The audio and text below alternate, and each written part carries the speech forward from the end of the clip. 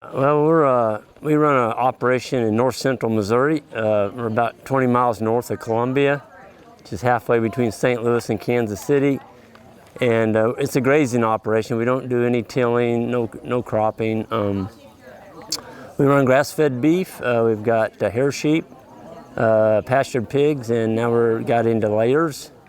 And we use the layers. We got about 570 layers that follow the cattle around the farm. And then we got into developing silvopasture. We have 16 farms that make up about 1,620 acres. We own 4 of those farms and we lease the other 12. And so we have a lot of timbered areas that are unimproved, and so we're going into there and creating some silvopasture, which has got us into another market. We're in the shiitake mushrooms now. So that's another product that we can offer our restaurants when we sell the meat. I wrote a book in 2001 called No Risk Ranching. It was kind of based on leasing land and running other people's cattle. And that's what we did. So we custom grazed cattle for years, and today we do all of our own. It is a grass-fed operation. We don't feed any grain.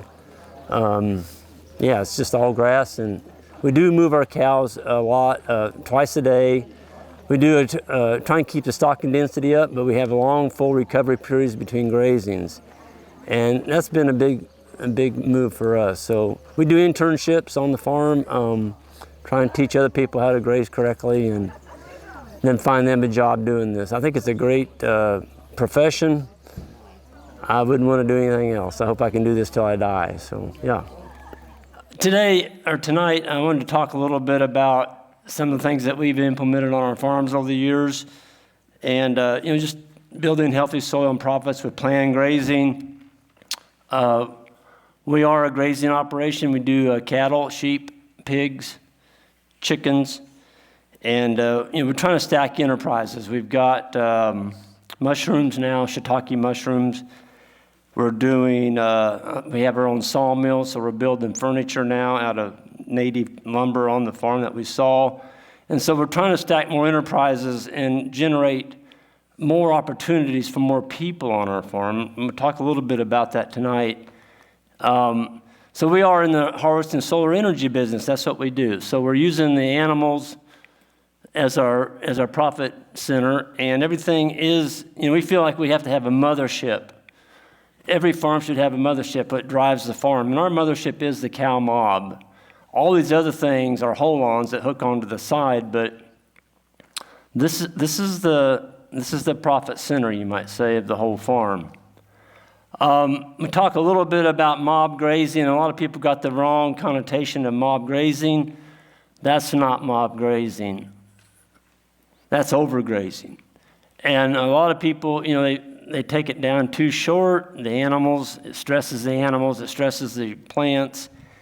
And so we try and, not do that. Here's a pretty good picture of, you might say, a cool season grass mixture in the springtime, and we're trying to leave, we like to leave an armor on the soil. And if you have bare soil, we call that you're exposing nature's skin. And anytime you expose Mother Nature's skin, you're going to pay for it. She's going to put a weed there. She's always going to put a weed to help heal that area. She doesn't like having bare soil. So we like to keep it covered. And, we can get some pretty good rain sometimes, and we like to keep that rain on our farm. And so we've got this kind of armor over our soil. If you get a heavy rainstorm, you're going to keep it. You're going to keep it on your side of the fence. This is controlled grazing versus continuous. The lady on the right, that's our neighbor, she's doing continuous grazing.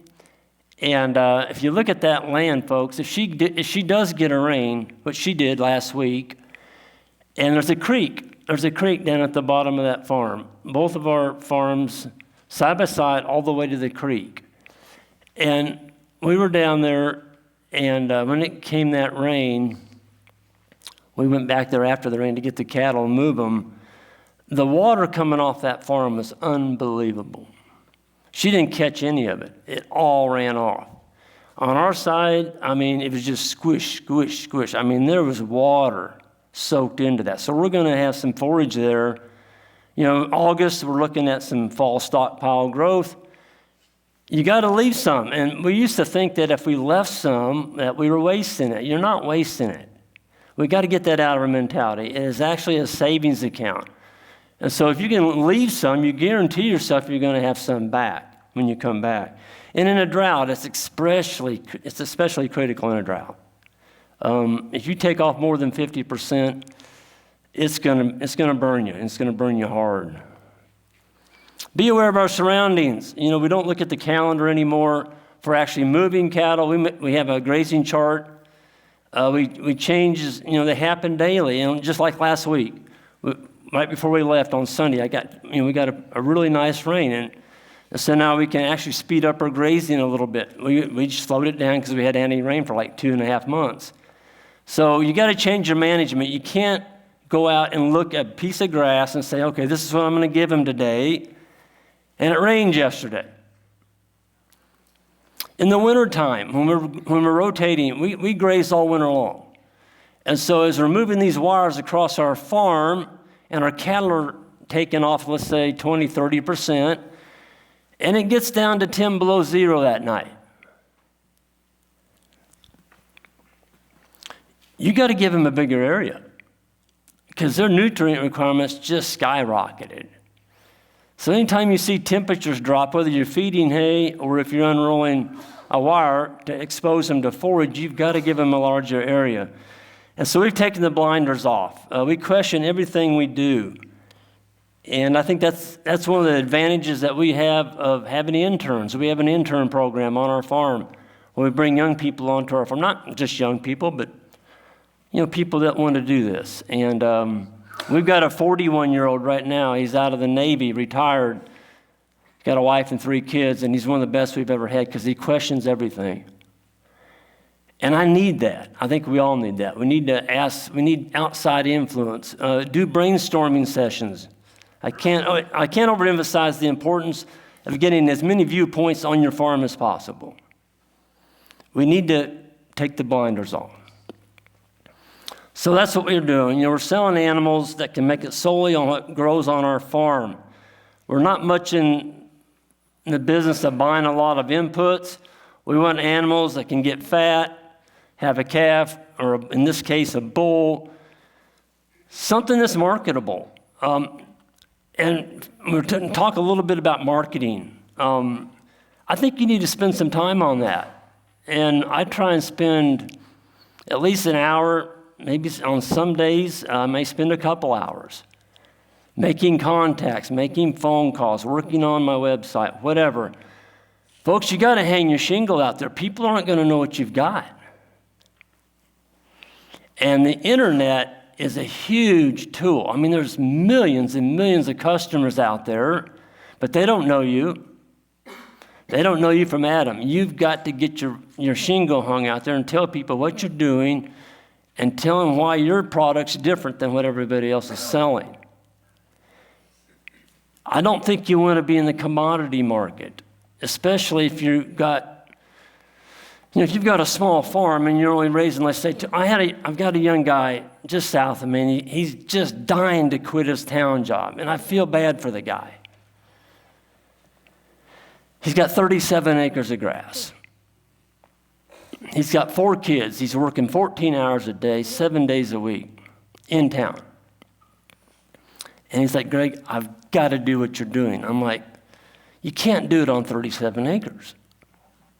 You've got to get your numbers up. It's like Burke was saying, you've got to get your numbers up. Well, how do you do that? Land's expensive. Land's expensive. I want to talk a little bit about how we've done that. So monitoring, livestock behavior, we do that a lot. When we move cattle, I don't just go up and grab the wire. You go to the pasture, you roll the wire back and let the cows go. You don't do that. Go out there, just take the time, walk around your cows, get them up, look at the calves, see how things are doing. I mean, if the cows are bawling before you ever get to the pasture, why are they bawling? And to find that out, always walk by and stick your hand in the water. That's when we learned the hard way. Always check your water. You can see that tank down there below the dam, your pond or whatever, but go down there and stick your hand in it. We had a wire fall down in a tank, a hot wire, and the cattle didn't drink for a full day. It was 94 degrees that day. We didn't lose any, but boy, I went down and stuck my hand in the water. What was going on? It just knocked me out almost. That's why they weren't drinking. So always make sure, just because you got water, make sure it's good water and it's safe water. Okay? Litter. We like litter. Like to have litter on the ground. And anything that's organic that we can get trampled on the ground, that's going to build soil. And we like to use that term, if you can trample one blade of grass, if you can trample one blade of grass on the ground with a cow hoof, you can get 2 back. So, that's a pretty good investment when you can take, it's like Burke was saying, if he's going to invest $1, he'd kind of like to have 2 back. It's the same way with us in our grazing management. It's a huge tool, folks. We need to get more carbon on the land. I'll go this far. If you've got neighbors that have hay stacked in a row, and I've heard Jim's talk about this, and Jim's right. If it'll hold together, a hay bale, get it on a trailer and get it out there on your farm. Even if it's rotten, just get it out on your farm. Let the cows lay on it. Find some of those spots around your old watering points so nothing will grow. Put some carbon down there and let the cattle on it. Don't get comfortable with bare ground. Don't get comfortable with that. If you see bare ground on your farm, fix it. Go get some carbon, lock the cows on there for 10 minutes, whatever. Put some animal impact on it, let them poop and pee on it, and it will be better in 60 to 90 days. Water is critical. I think that's one of the cheapest things that we can give cows, is good, high-quality water.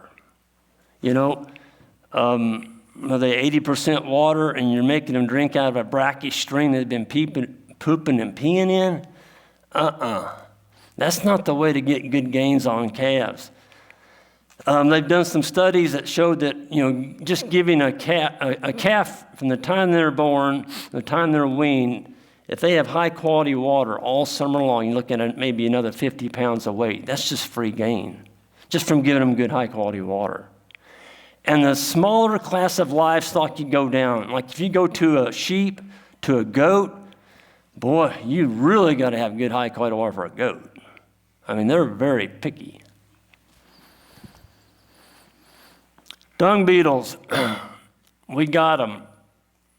Folks, when I was growing up as a little kid, I milked the cow every day, morning and night, for 16 years. And I used to see these things in the barn lot when I go out to milk the cow at night.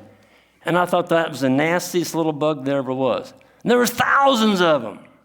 They were everywhere. Where did they go? We've killed them. By pouring our cattle with this Ivamec and all this stuff we pour on our cattle, the dung beetles have disappeared. But they will come back. But you've got to quit putting Ivamec and all this crap on your cows. Or just remember this, any petroleum product that you put over your cow's back or in your tag, whatever, it ends up in the manure or the pee. Okay?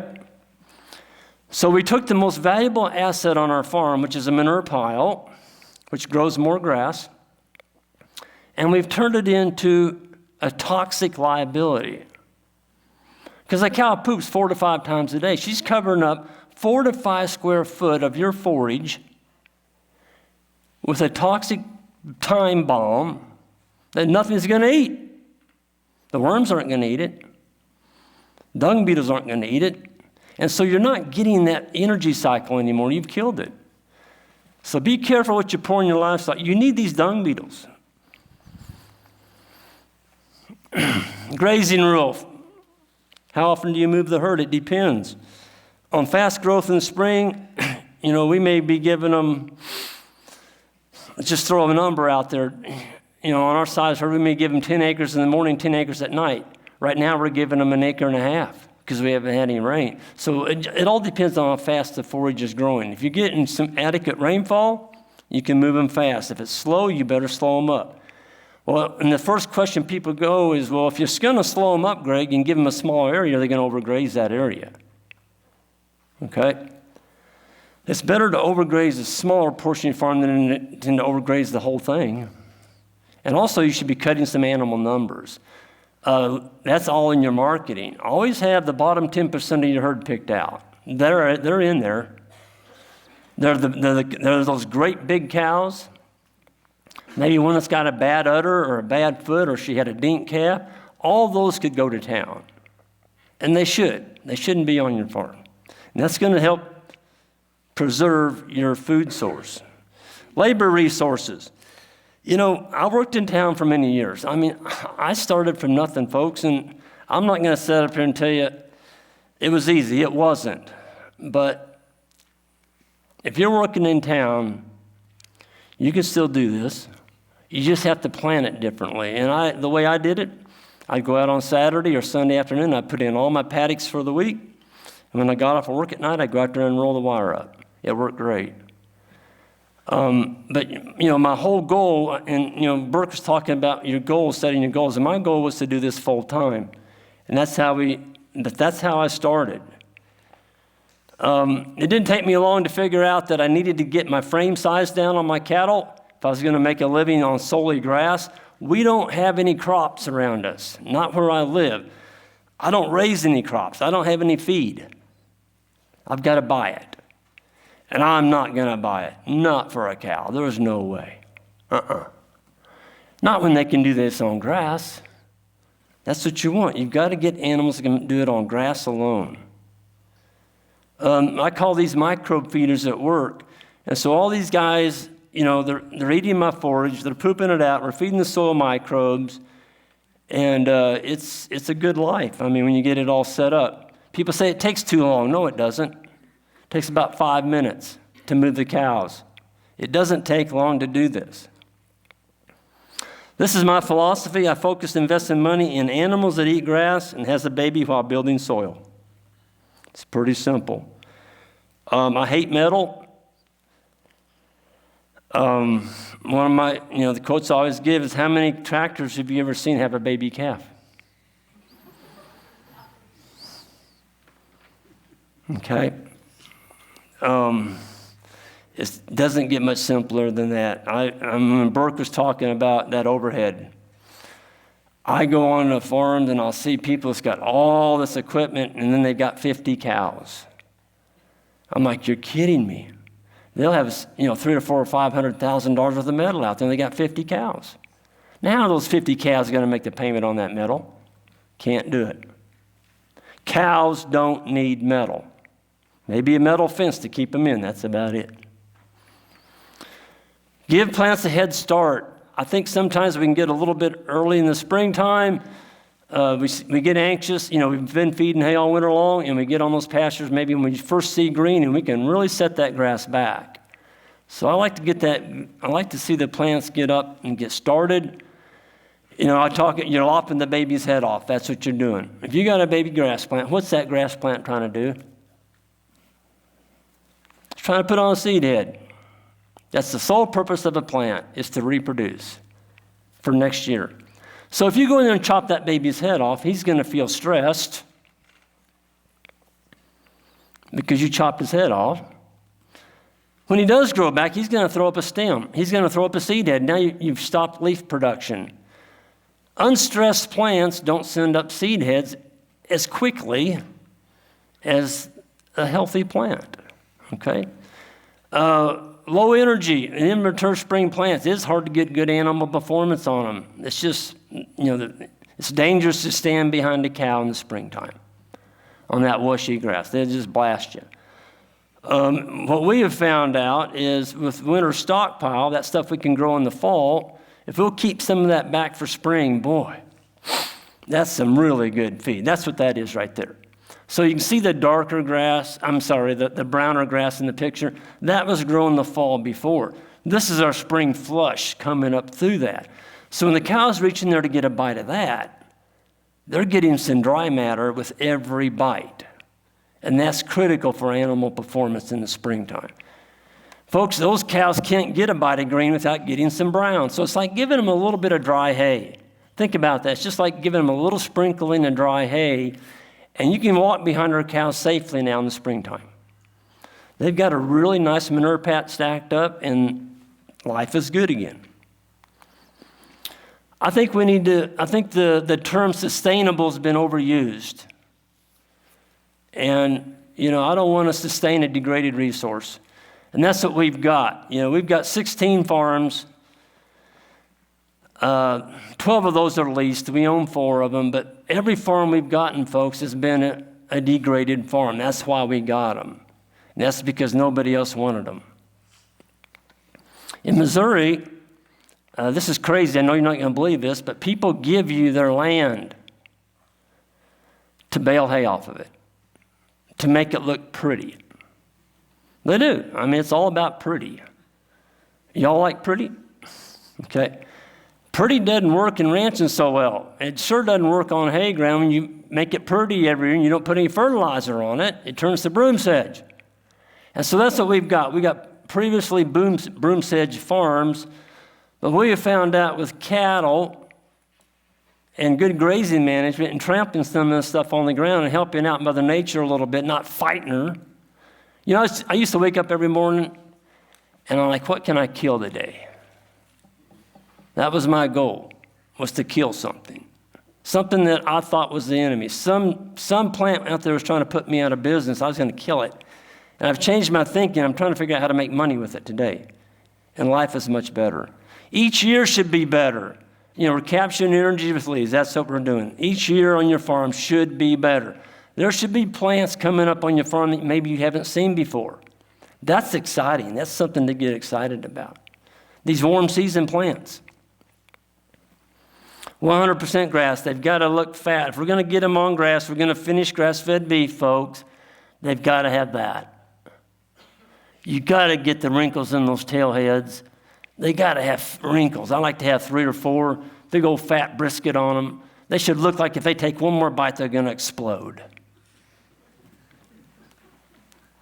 I'm serious. That's a good look. That's a good eating animal. That was a good eating animal. Okay, that was one of those steaks you could cut with a fork. I changed my paradigms. I went from 80%, we're doing 80% lease now to 20% owned. I started out owning just the land, and things were not going good for us. I couldn't get my numbers up. There was no way I was ever going to see myself out of working that town job. I was going to be there till I was 65. And I would still be there today if I hadn't changed my paradigm. Your sole purpose in life should not be to own the land, but to control the land. And that's what leasing does. It frees up your equity so you can buy livestock. That's what it's done for us. Free workers, we're building earthworm populations. When you get to 25 worms per square foot, 40 tons of castings per acre per year, a worm lives 7 years. Okay, in his lifetime, him and his ancestors together equal 1.2 million worms. That's a lot of worms, okay? They're producing a lot of earthworm castings. Eastern Gama grass. This is a native warm season grass that we've got on our farm now. And this is pretty cool. This plant is spreading across our farm. Now, I'm not sure what the mechanism is. I don't know if it's birds or deer or the cattle. I don't think it's the cattle because when we graze it, it doesn't have seeds on it. So I think it's the birds. But this is a cousin of corn. They call it the ice cream grass of grasses. When it gets hot and dry, this stuff just kicks. And it's spreading. And so I'm thinking it's the birds. Folks, we've got 575 laying hens moving behind our cow herd. What if I fed those hens that gamma grass seed? Think they'd plant it for me? They might. They got a gizzard. I'm going to try it. Stuff like that. You sit around and you think up all these crazy things to do that might work. You might hit a home run on one of them. Healthy plants, planned grazing, we're going over recovered plants. We're not going to come back until the plant's recovered. And, Jim's talking today, the 4 leaves, that's a good one. A really easy one for somebody that's just getting started, just look at the tip of the plant. If it's still flat on the top where the cows graze it from the previous grazing, it hasn't put a point back out on it, It's not recovered. Make sure that point's on there. And we focused our grazing up in the sward. We're just taking the tops of the plants off, just the top third. By doing that, the plants recover faster because we're leaving more solar energy collector intact to collect sunlight to grow back.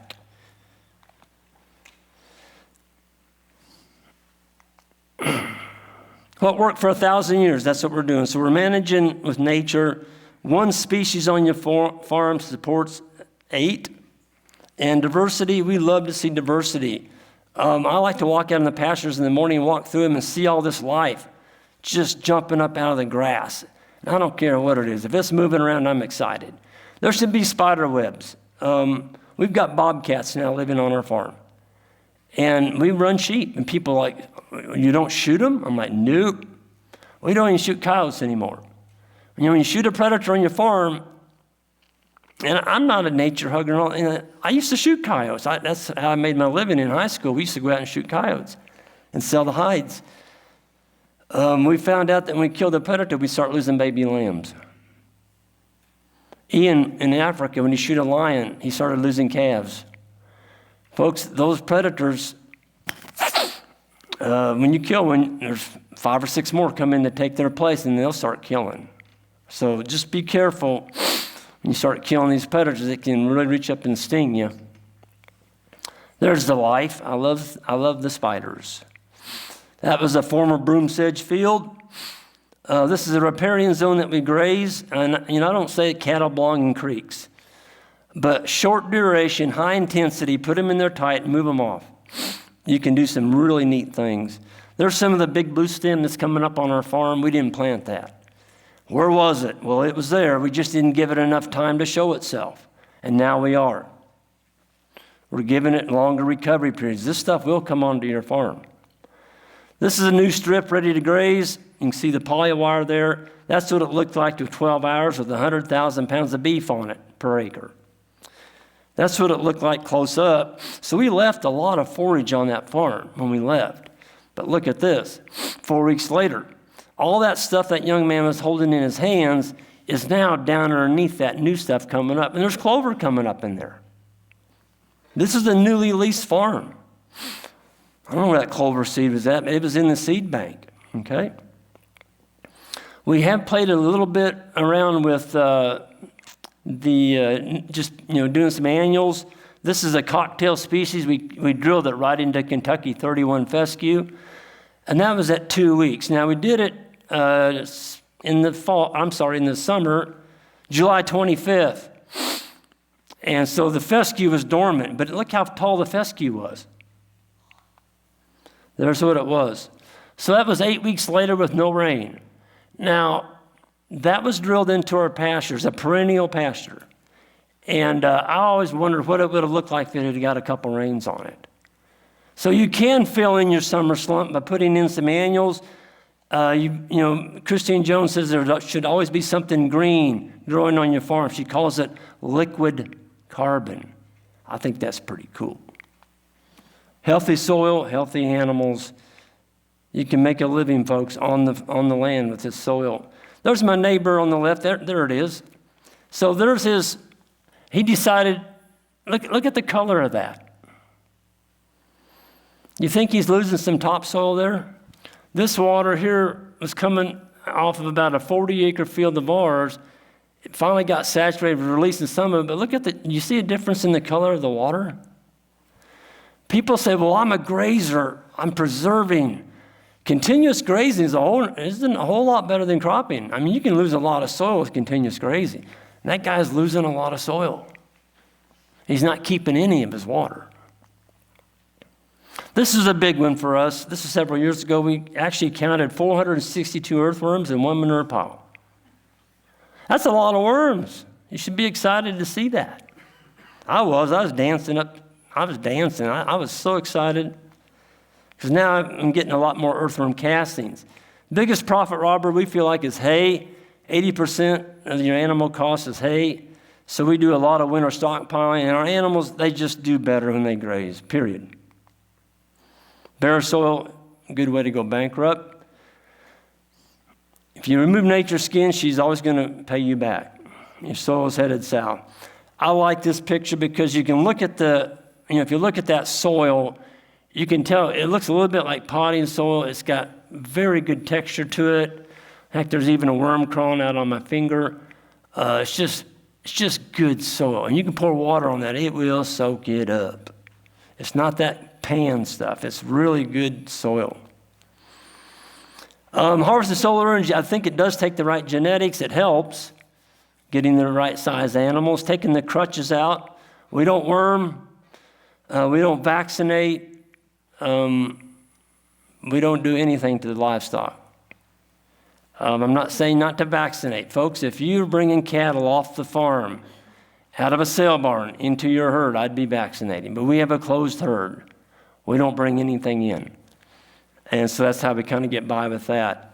We got to be the predator in our herd. I don't think you'll ever have a herd any better than what you call for. There's some of our hair sheep. I think we need to stay focused on grass. There's too many outside stuff that distracts us from what's important. And what Burke said is absolutely right. You got to get the right size animal with good grazing management. Folks, this is a great business to be in. It really is. We can produce food from sunlight. We don't have to plant something every year. Once you get your pastures in a perennial pasture, you don't have to have all this equipment. The animals, those are our equipment. And we like to have fun. And it is fun when you're making money. Okay? That's our website, greenpasturesfarm.net. And with that, I think I hit my time limit. Thank you all.